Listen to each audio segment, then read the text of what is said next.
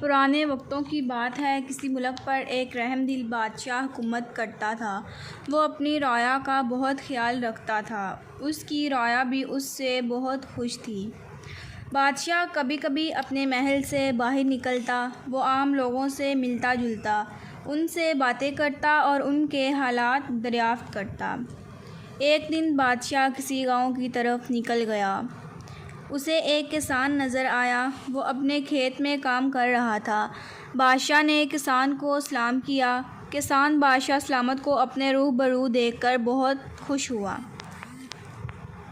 بادشاہ نے کسان سے پوچھا، تم اس کھیت سے کتنا کما لیتے ہو؟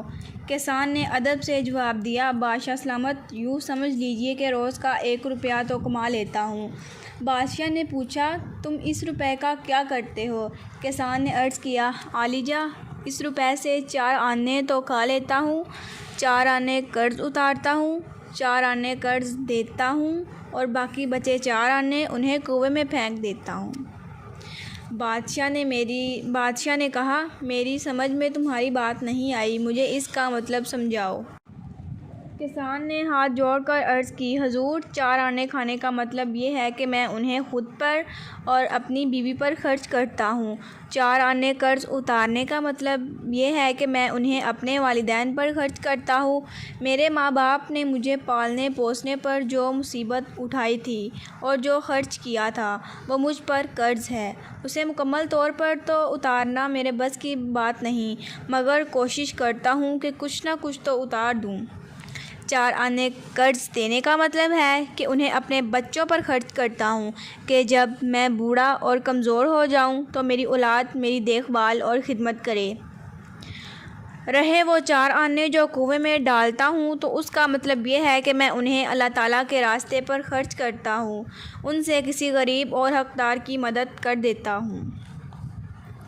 بادشاہ نے کسان کی یہ باتیں سنی اور اسے بہت خوشی ہوئی۔ اس نے کسان کو انعام دیا اور کہا، جب تک تم میرا منہ 100 بار نہ دیکھ لو، اس سے کسی بات کا ذکر نہ کرنا۔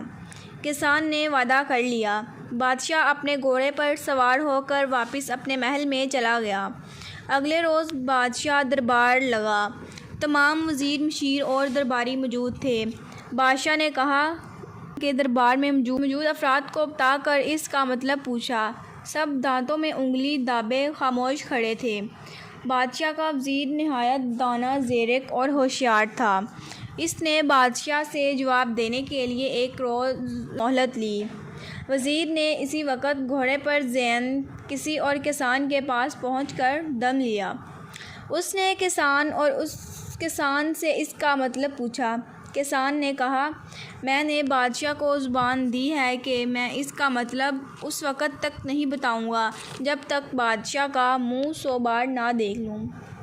یہ سن کر وزیر پریشان ہو گیا۔ اس نے کسان سے کہا، کوئی راستہ سوچو، میں نے بادشاہ سے وعدہ کیا ہے کہ کل اس سوال کا جواب دوں گا۔ کسان سوچنے لگا۔ تھوڑی دیر بعد اس کے ذہن میں ایک ترکیب آ گئی۔ اس نے وزیر سے 100 اشرفیاں مانگی۔ وزیر نے جھٹ سے اشرفیاں کسان کو دے دیں۔ اشرفیاں پا کر کسان نے وزیر کو تمام بات بتا دی۔ وزیر خوش لوٹ گیا۔ اگلے روز دربار لگا۔ بادشاہ نے وزیر سے سوال کا جواب پوچھا۔ وزیر نے کسان کی بتائی گئی بات حرف بحرف بتا دی۔ بادشاہ جان گیا کہ کسان نے وزیر کو ساری بات بتا دی ہے۔ بادشاہ آگ بگولا ہو گیا۔ وہ کسان کی وعدہ خلافی پر سخت طیش میں تھا۔ اس نے کسان کی طرف فوراً پیادے بھجوائے۔ زیادہ وقت نہ گزرا تھا کہ پیادے کسان کو لے کر بادشاہ کے دربار میں حاضر ہو گئے۔ بادشاہ نے گرجدار اور غضبناک آواز میں کسان سے پوچھا، تم نے ہم سے وعدہ کیا تھا کہ جب تک 100 بار ہمارا منہ نہ دیکھ لو گے، کسی کو یہ بات نہیں بتاؤ گے۔ تم نے وزیر کو یہ بات بتا کر وعدہ شکنی کی ہے۔ کیا جواب ہے اس کا تمہارے پاس؟ عقل مند کسان نے بڑے ادب سے عرض کی، حضور، میں وعدہ توڑنا گناہ سمجھتا ہوں۔ مجھے وہ حدیث پاک یاد ہے جس میں فرمایا گیا ہے کہ جو وعدہ پورا نہیں کرتا اس کا کوئی دین نہیں ہوتا۔ پھر میں آپ سے کیا گیا وعدہ کیوں توڑ سکتا ہوں؟ بادشاہ نے پوچھا، کیا تم یہ کہنا چاہتے ہو کہ تم نے وزیر کو ساری بات نہیں بتائی؟ کسان نے جواب دیا، عالیجا، میں نے وزیر کو تمام بات بتائی ہے، لیکن کیا تم نے ہمارا منہ 100 بار دیکھا ہے جو ساری بات وزیر کو بتا دی ہے؟ بادشاہ نے کسان سے سوال کیا۔ جی ہاں، بادشاہ سلامت۔ اس خاکسار نے اپنے اعلیٰ قدر بادشاہ کا منہ 100 بار دیکھنے کے بعد ہی ساری بات بتانے کی ہمت کی تھی۔ کسان نے ادب سے جواب دیا، لیکن مجھے تو پرسوں کے بعد پہلی مرتبہ آج مل رہے ہو، پھر تم نے ہمارا منہ 100 بار کیسے دیکھ لیا؟ بادشاہ نے حیرت سے سوال کیا۔ کسان نے کہا، بادشاہ سلامت، میں نے اس بات بتانے سے پہلے وزیر سے 100 اشرفیاں مانگی تھیں۔ ہر اشرفی پر آپ کی تصویر کندہ ہے۔ میں نے ہر اشرفی پر بنی آپ کی تصویر کو دیکھا، اس کے بعد میں نے وزیر کو ساری بات بتا دی۔ کسان کا یہ جواب سن کر دربار میں موجود لوگ کسان کی دانائی پر اش کر اٹھے۔ بادشاہ بھی کسان کی عقل مندی سے بہت متاثر ہوا۔